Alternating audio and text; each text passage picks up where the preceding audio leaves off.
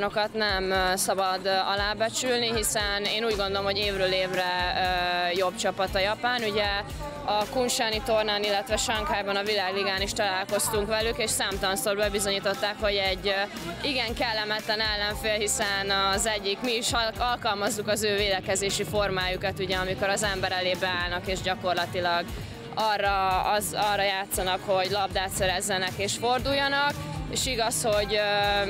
még én is magas lennék abban a csapatban, de annak ellenére iszonyatosan gyorsak, úgyhogy nagyon oda kell rájuk figyelni.